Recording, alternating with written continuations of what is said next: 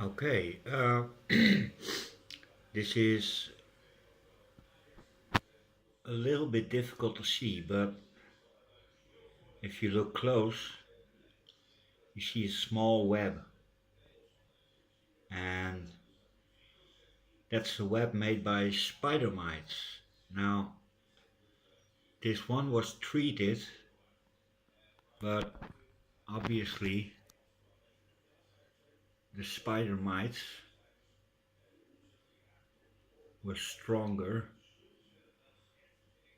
I'm not sure if this is alive or not. Oh,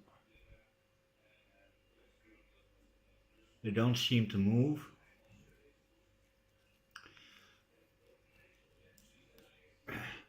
But when you see these little webs, and I believe these are called bracts, between the leaf and the stem, and that's a sign you're too late.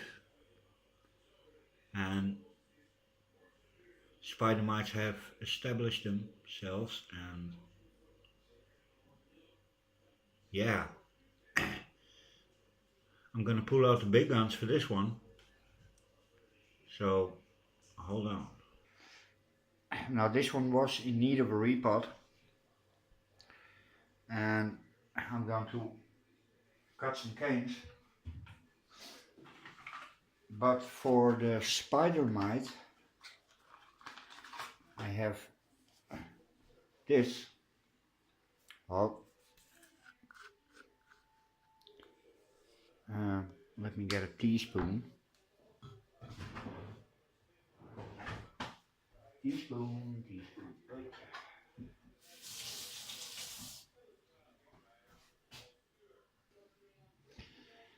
Right. My brother sent me this,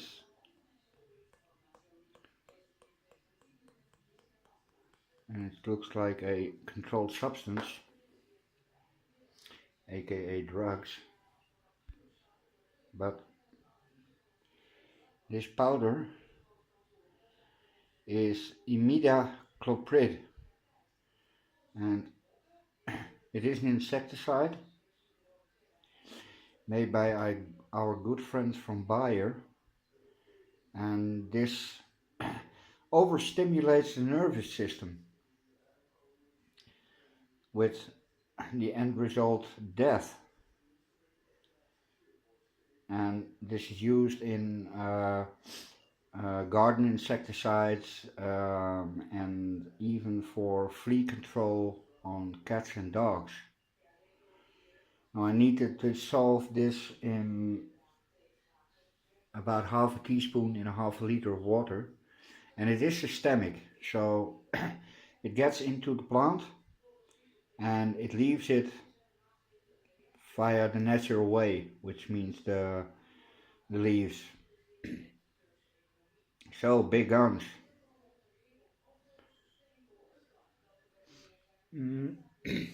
This is a yellow firebird, and I'm not going to do a complete documentary, but as you can see, these canes are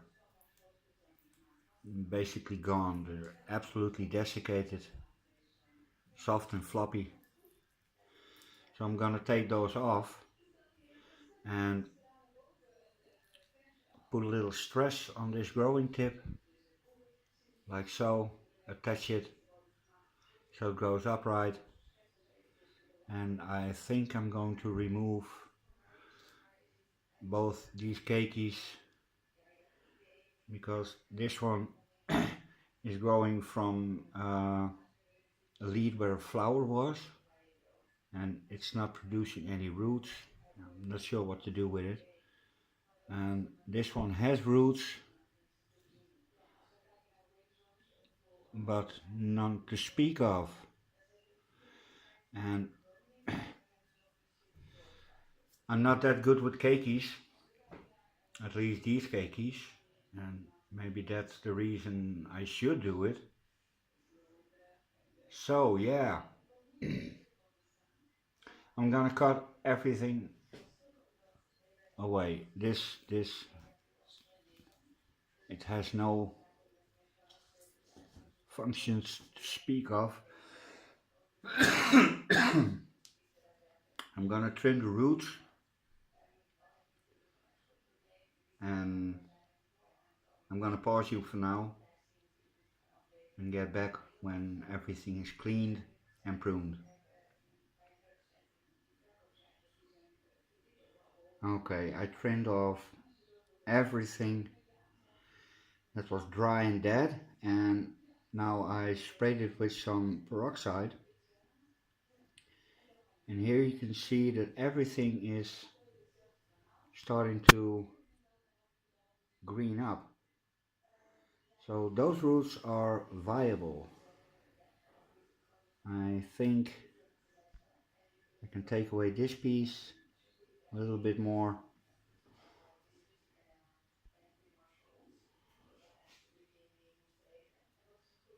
Well, no. Okay, what I wanted to show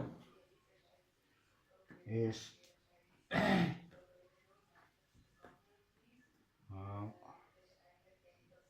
a bit top heavy.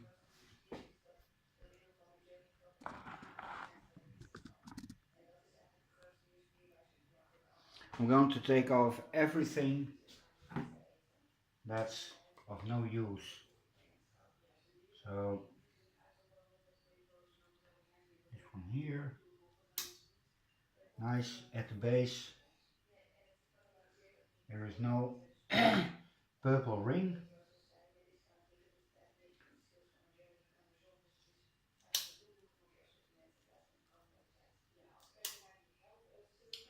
Clean. This one.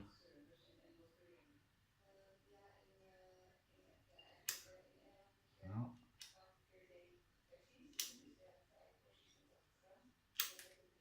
Also clean.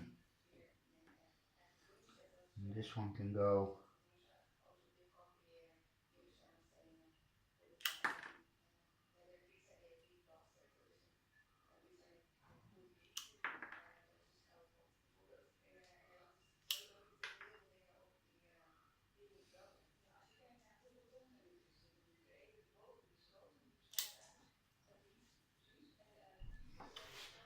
Well, that's quite the operation. So this will be a major setback, but that's okay. We both have the time. And now for the, oh, damn. Now I'm gonna close off the wounds. And this is so easily forgotten.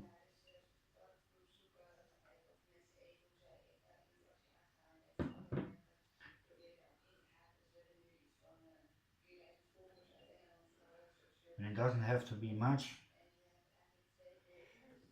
You don't have to bake bread or a cake. Just a little bit. So it leaves a little brown layer. And that dries out the wound.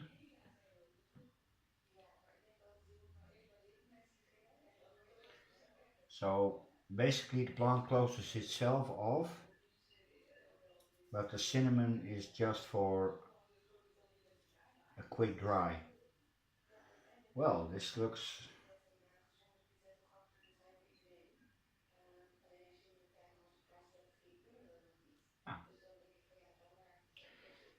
okay. And I think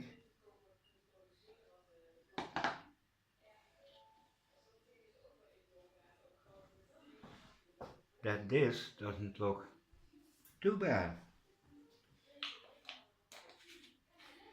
But it has to go in a smaller pot. Shall I do it? Yeah, why not? I'm gonna keep this one, keep it moist, and see what it does. I think it's worth it, but because it has incredibly nice yellow flowers. Really yellow. Okay, pause.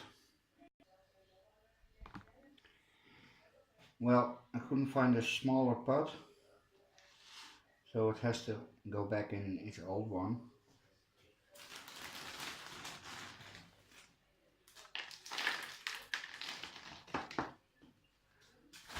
I'm gonna pot it a little deeper, because when I loosen the strap, which I put on just now, it will fall out of the pot.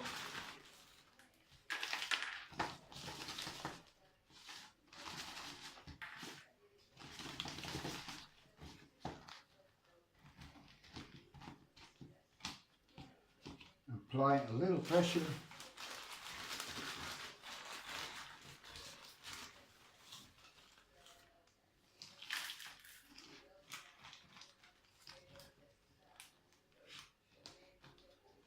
And this is probably the last repot I'm going to do,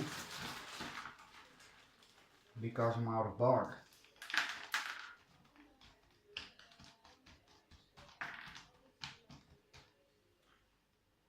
Okay, it's not supposed to stand up, so I'm going to release the strap. Hold up.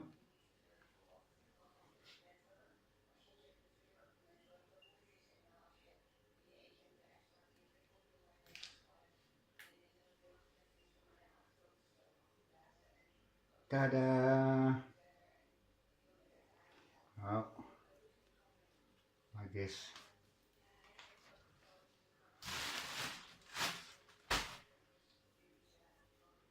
That's gonna give me,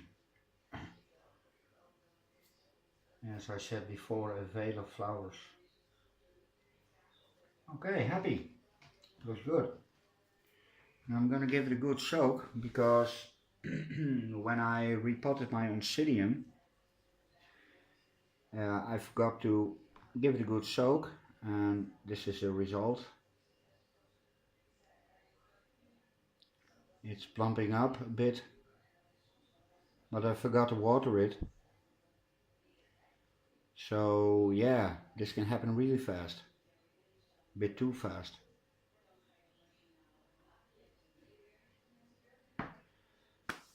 Okay, that's a soak with a little CalMag, and then watch the miracle happen.